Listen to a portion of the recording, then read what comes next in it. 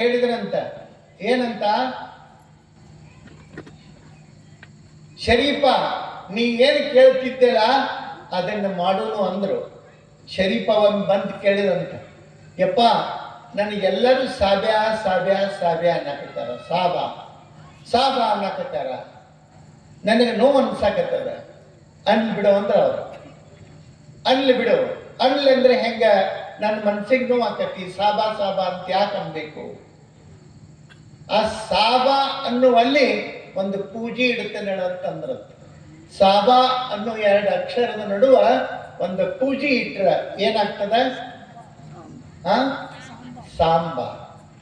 ನೀನು ಸಾಬ ಅಲ್ಲ, ಸಂಸ್ಕಾರದ ಪೂಜೆಯನ್ನಿಡೋ ಮೂಲಕ ನಿನ್ನನ್ನ ಸಾಂಬನನ್ನಾಗಿ ಮಾಡ್ತೀನಿ, ನೀ ಯಾಕೆ ಕಾಳಜಿ ಮಾಡ್ತಿ ಬಿಡು ಅಂತ ಹೇಳಿದ್ರ. ಶರೀಫ್ ಅಂದ, ಯಾವಾಗ? ನಾ ಹೇಳ್ತೀನಿ ತಗೋ. ಒಂದು ದಿವಸ ಗೋವಿಂದ ಭಟ್ರು ಹೇಳೋದು, ಶರೀಫ ನಿನಗೆ ನಾಳೆ ದೀಕ್ಷೆ ಕೊಡ್ತೇನೆ, ಮಡಿಯಾಗಿ ಬಾ. ನಿನಗೆ ನಾಳೆ ದೀಕ್ಷಾ ಕೊಡ್ತೀನಿ, ಮಡಿಯಾಗಿ ಬಾ. ಏನದು ಮಡಿ? ಆಯ್ತು ಅಂದ ಶರೀಫ. ಮರುದಿವಸ ಗುರುಗಳು ಹೇಳಿದ್ರಲ್ಲ ಆ ಪ್ರಕಾರ ಹೋಗಿ ಬಾವಿಯೊಳಗೆ ಹೋಗಿ ಸ್ನಾನ ಮಾಡಿ ಬರೋದಕ್ಕಂತ ಹೇಳಿ ಹೋಗ್ತಾರೆ. ಸ್ನಾನಕ್ಕೆ ಹೋದಂತ ಸಂದರ್ಭದೊಳಗ ಬಾವಿಯಲ್ಲಿ ಏನಾಗ್ತದ, ಆ ಊರಿನ ಮಹಿಳೆಯೊಬ್ಬಳು ನೀರು ತುಂಬಾಕ್ ಬಂದಿರ್ತಾಳೆ, ಕೊಡ ತಗೊಂಡು. ಇಳಿದು ತುಂಬು ಬಾವಿ ಅದು. ಕೊಡ ತಗೊಂಡು ಬಂದಿರ್ತಾಳೆ ನೀರು ತುಂಬಾಕ್. ನೀರು ತುಂಬೋದಕ್ಕೆ ಬಂದಂತಹ ಸಂದರ್ಭದೊಳಗ ಶರೀಫನಿಗೆ ಹೇಳ್ತಾಳೆ, ಕೊಡ ವಜ್ಜಿ ಆಗ್ಯದ, ಸ್ವಲ್ಪ ನೀರು ನನಗೆ ಹೊರಿಸ್ಬೇಕು ಕೊಡ. ಆಯ್ತಂದು ಶರೀಫ ಆ ಹೆಣ್ಮಗಳಿಗೆ ಕೊಡ ಹೊರಿಸು ಸಂಬಂಧ ಕೊಡ ಎತ್ತಿ ಆಕೆಯ ತಲೆ ಮೇಲೆ ಇಡೋದಕ್ಕಂತ ಹೇಳಿ ಎತ್ತಿ ಇಡ್ತಾನೆ. ಇಟ್ಟು ಆ ಕೊಡ ಎತ್ತಿ ಇಡುವುದರೊಳಗ ಶರೀಫನ ಮನಸ್ಸಿನೊಳಗ ಸ್ವಲ್ಪ ಭಾವನೆಗಳಲ್ಲಿ ವ್ಯತ್ಯಾಸ ಆಗ್ತದ. ಹೆಣ್ಣನ್ನ ನೋಡುವಂತಹ ದೃಷ್ಟಿ ಹೊರಕಾಗ್ತದ.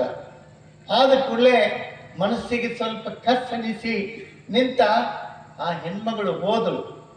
ಆ ಹೆಣ್ಮಗಳು ಮೆಟ್ಟಿಲುಗಳನ್ನು ಹತ್ತಿ ಹೋಗ್ತಾಳ. ಹೋಗುತ್ತಿದ್ದಂಗನೆ ಆಕಿ ಹಿಂದಿಂದನ ಶರೀಫನ ನೋಟ ಆಕಿ ಹಿಂದಿಂದನ ಹೋಯಿತು. ಆ ಹೆಣ್ಣು ಮಗಳ ಮೇಲೆ ಮೋಹ ಆಯಿತು. ಅವಾಗ ಶರೀಫ ಅಂದ, ನಾನಿಲ್ಲಿ ಬಂದದ್ದು ಎದಕ್ಕೆ ಬಂದೀನಿ? ಮಡಿಯಾಗ. ಮಡಿಯಾಗಿ ಬಾ ಅಂದ್ರು, ಬಾವಿಗೆ ಸ್ನಾನ ಮಾಡಿ ಹೋಗ್ಬೇಕು ಅಂತ ಹೇಳಿ ಮಡಿ ಆಗೋದಕ್ಕೆ ಬಂದು ನಾನೇನಾದ್ನಿ? ದೈಹಿಕವಾಗಿಲ್ಲಂದ್ರೂ ಮಾನಸಿಕವಾಗಿ ನಾನೇನಾದ್ನಿ? ತನ್ನನ್ನು ತಾನು ಪ್ರಶ್ನೆ ಮಾಡ್ಕೋತಾನೆ. ಹೌದಲ್ಲ, ಇದು ನಮ್ಮ ಗುರುಗಳು ಹೇಳಿದ್ದು ಅರ್ಥ ಆಯ್ತು. ಏನು? ಮಡಿಯಾಗಿ ಬಾ ಅಂತ ಹೇಳಿದ್ರಲ್ಲ, ಮಡಿ ಆಗ್ಬೇಕು. ಹೆಂಗ ಮಡಿ ಆಗೋದು? ಜಳಕ ಮಾಡಿ ಮಡಿ ಆಗೋದಲ್ಲ, ಮಡಿ ಬಟ್ಟೆಯನ್ನು ಉಟ್ಟು ಮಡಿ ಆಗೋದಲ್ಲ. ಯಾವುದು ಮಡಿ ಅಂತಂದ್ರೆ, ಗುಡ್ಡದ ಮಹಂತಪ್ಪ ಒಂದ್ ಕಡೆ ಹೇಳ್ತಾನೆ, ನೀರಿಲ್ಲದೆ ಜಳಕ ಮಾಡಿರಬೇಕು, ತಂಬಾಕಿಲ್ಲದೆ ಬತ್ತಿ ಸೇದಿರಬೇಕು. ಹೌದಪ್ಪ ಹೌದು, ನೀನೇ ದೇವರ, ನಿಂದ ನೀ ತಿಳಿದರ ಇಲ್ಲಪ್ಪ ದೂರ, ಇಲ್ಲಪ್ಪ ದೂರ. ಎಷ್ಟು ಚಂದ ಹೇಳ್ತಾನೆ ನೋಡಿ. ನೀರಿಲ್ಲದೆ ಜಳಕ ಮಾಡ್ಬೇಕು. ಚಲೋ ಬಿಡ್ರಿ, ಮತ್ತೆ ಸುಮ್ಮನೆ ನಳದ ಬಿಲ್ಲರು ತುಂಬೋದು ನಿಲ್ತತಿ. ಎಷ್ಟು ಚಲೋ ಐತಿಲ್ಲ ಐಡಿಯಾ. ನೀರಿಲ್ಲದೆ ಜಳಕ ಮಾಡಿರಬೇಕು, ತಂಬಾಕಿಲ್ಲದೆ ಬತ್ತಿ ಸೇದಿರಬೇಕು. ಎಷ್ಟು ಚಂದ ಹೇಳ್ತಾರೆ. ನೀರಿಲ್ಲದ ಜಳಕ ಯಾವುದು?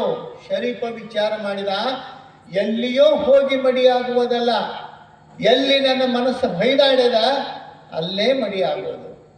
ಆ ಹೆಣ್ಮಗಳು ಮುಂದ ಇವ ಹಿಂದಿಂದ ಊರು ಗೌಡ್ರು ಅವ್ರ ಮನಿ ತನಕ ಹೋದ.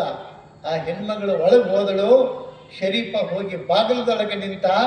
ಆ ಮನಿ ಗೌಡ್ರು ಕಟ್ಟಿ ಮೇಲೆ ಕೂತಿದ್ರು. ಬಾರೋ ಶರೀಫ ಅಂತಂದ್ರು. ಒಳಗೆ ಹೋದ.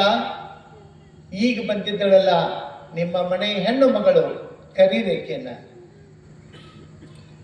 ಯಾಕ ಕರೀರಿ ಹೇಳ್ತಾನಂತ ಹೇಳಿ ಕರೆದ್ರು.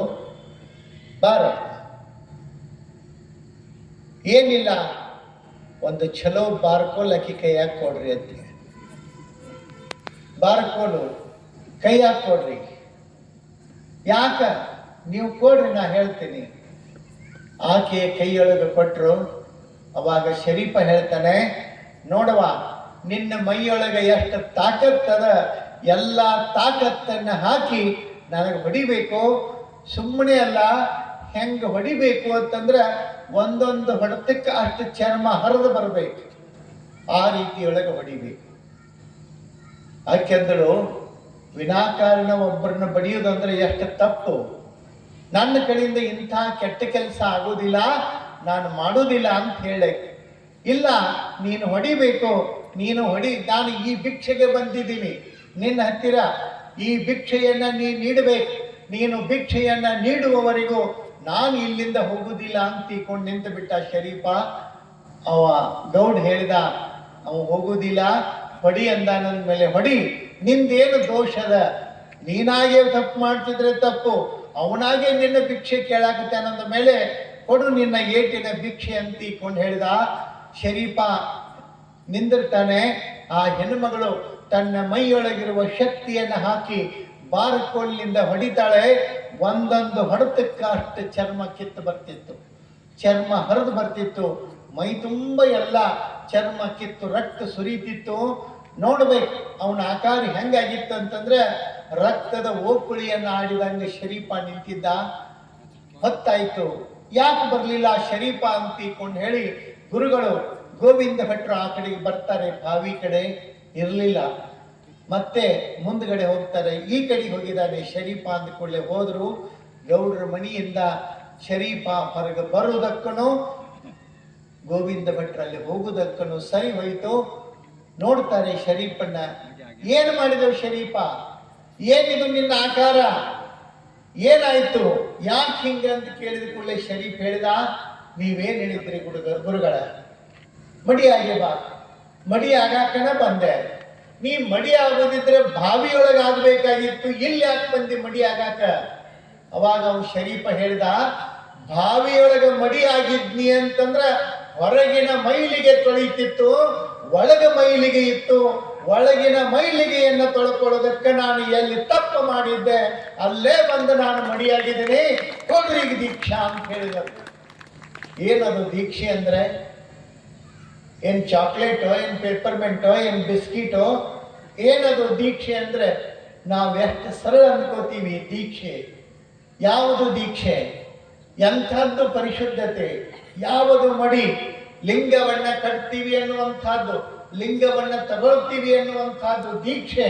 ಆದರೆ ಲಿಂಗ ದೀಕ್ಷೆಯನ್ನು ತಗೊಳ್ಬೇಕಾದ್ರೆ ನಮ್ಮ ಮನಸ್ಸಿನ ಪಾವಿತ್ರ್ಯತೆ, ಭಾವನೆಗಳ ಪಾವಿತ್ರ್ಯತೆ ಎಷ್ಟು ಮುಖ್ಯ ಅನ್ನೋದನ್ನ ಇಲ್ಲಿ ಬಹಳ ಅದ್ಭುತವಾಗಿ ಹೇಳ್ತಾರೆ. ಯಾವ ರೀತಿಯೊಳಗ ದೀಕ್ಷೆಯನ್ನು ಕೊಡಬೇಕಾದ್ರೆ ಶರೀಫನಿಗೆ ಗುರುಗಳು ದೀಕ್ಷೆಯನ್ನು ಕೊಡ್ತಾರೆ. ಎಂಥ ದೀಕ್ಷೆಯನ್ನು ಕೊಟ್ಟರು, ಎಂಥ ದೀಕ್ಷೆಯಿಂದ ಶರೀಫ ಧನ್ಯನಾದ ಅನ್ನೋದನ್ನ ಇಲ್ಲಿ ನಾವು ಗಮನಿಸಬೇಕು. ಪರಿಶುದ್ಧತೆ ಬಹಳ ಮುಖ್ಯ.